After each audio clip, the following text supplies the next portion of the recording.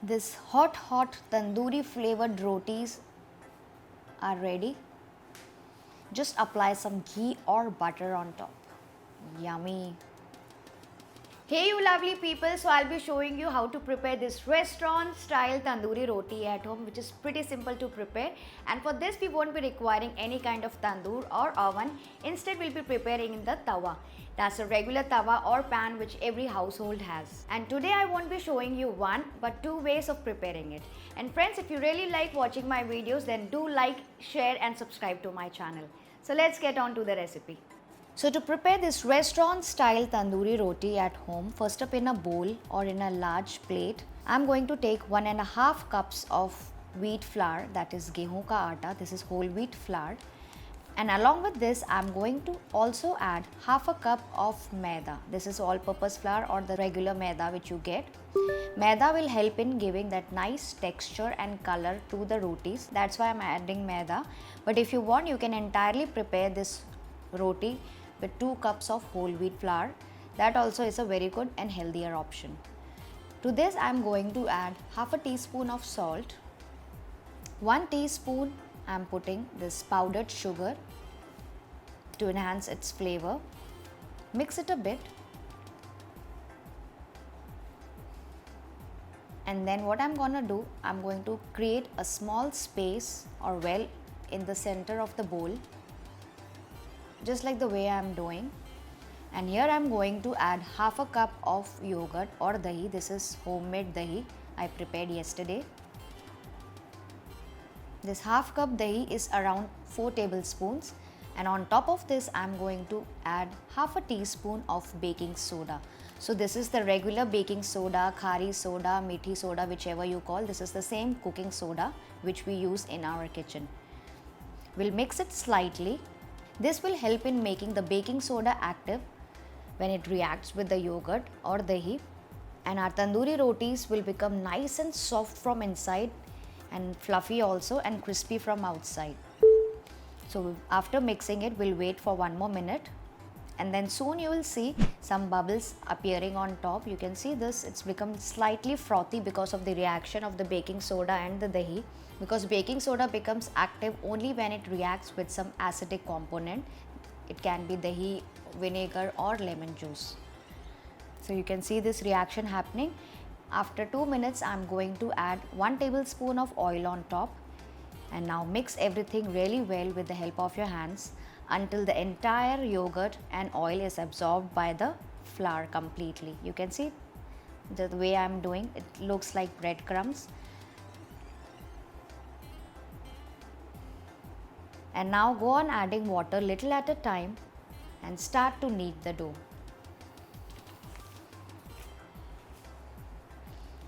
Keep adding water little at a time and knead the dough how you normally do to prepare rotis or parathas. But make sure the dough should not be very soft or very hard. It should be semi-soft. It means it should be somewhere in between. So keep kneading the dough until it comes together. So this is how it looks. It is slightly soft, so you can call this semi-soft. We want the dough to be just like this. Now we'll apply a teaspoon of oil all over so that it doesn't dry, and then I'm going to cover it with a damp cloth and let it rest for about 2 hours. Yes guys, you need to rest this dough for at least 2 hours or more to get that perfect restaurant style tandoori roti without any oven or tandoor. But you can also try making after 1.5 hours. But you need to give it rest for at least 1.5 hours. So now it's been 1.5 hours. I'll just show you the dough. It's nicely set. Now if you want, you can apply just a teaspoon of more oil and start kneading the dough just for 1 more minute until it becomes nice and smooth. So keep kneading it for a while. So now you can see the dough is nice and smooth on top. It doesn't have any kind of cracks. That's the dough we want. Now divide the dough into medium or large size balls. However you want to make the rotis, bigger or smaller depending on the size of your tawa. So I'm making this size of roti. This is medium size ball. And now we'll start rolling it with the help of some dry flour or maida. So start rolling it with the help of a rolling pin using some dry flour, but make sure not to use too much of dry flour also, otherwise your rotis will become very dry and it will look cracky. So keep rolling it. So do not roll it too much thick also and too much thin also. It should be somewhere in between. I'll show you mine. This is how it looks. It is slightly thicker than the roti and it is slightly thinner than the paratha. Next, here I have heated the tawa on high flame for about 2 minutes. The very important thing which you have to keep in mind is that the tawa which you are using should be of aluminium or of pure iron. Then only your rotis will stick onto this tawa, otherwise it will fall apart. So now what I am going to do, this roti is ready. I am going to apply a thin layer of water on it with the help of my hands, this way, on all the sides.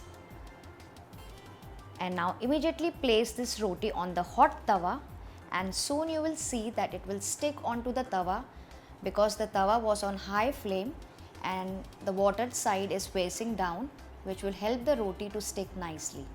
And then after placing the roti, keep the flame on low to medium and then let it cook for about 1 to 2 minutes, and soon you will see small bubbles appearing on top. You can see there are some bubbles appearing on top at different places. So let it cook on low to medium flame for about 1.5 to 2 minutes. You can see it has puffed up nicely from all the sides. And now what I am going to do, I am going to pick up the tawa and face it onto the flame this way.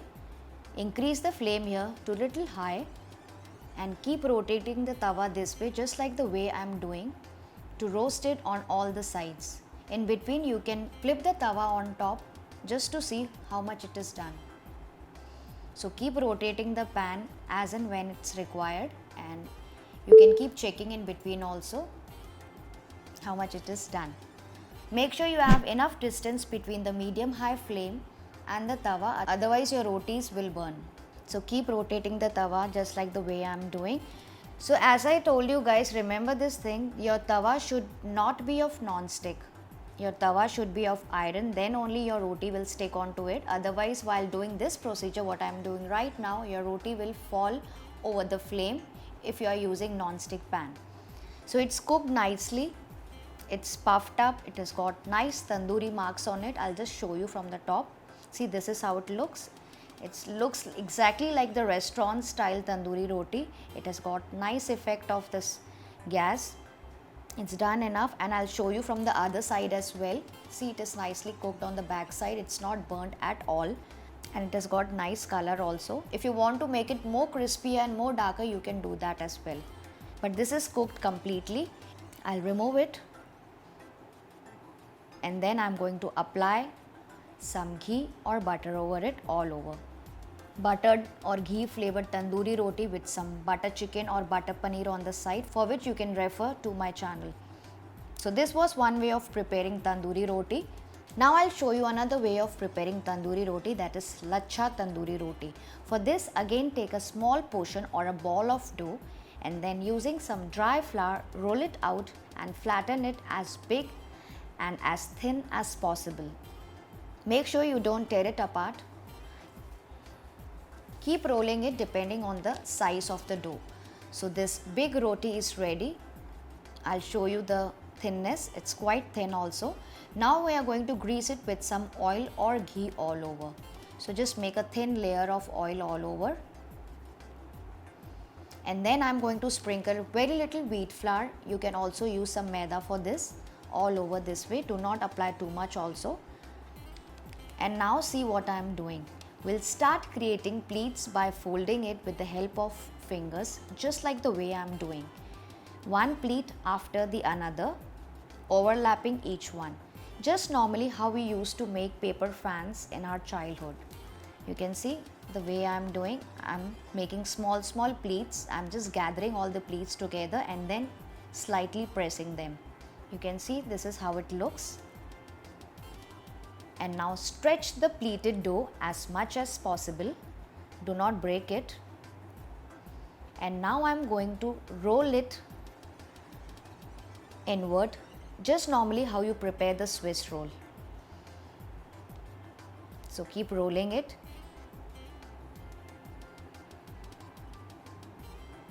And then secure the end by pressing it gently. So now this Swiss roll is ready. Now flatten it a bit. And then again, with the help of some dry flour, start rolling it out to make a chapati out of it, how normally we did earlier.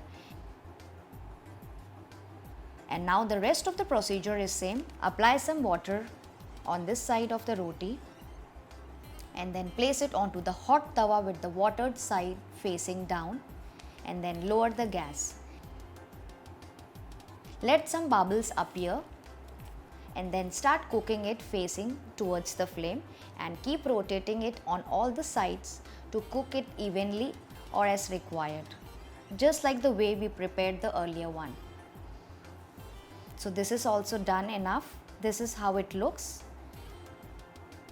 We'll apply some ghee or butter on top. And the way to serve it is to crush it slightly, just like the way I'm doing, so that all the layers are nicely seen. You can see the layers and they're nicely coated with the butter I've applied. So you can prepare the tandoori roti in both the ways, whichever it's comfortable to you. So I hope you enjoyed this video, and if this video was really helpful to you, then like, share and subscribe to my channel for more such easy recipes. I'll see you soon. Bye bye.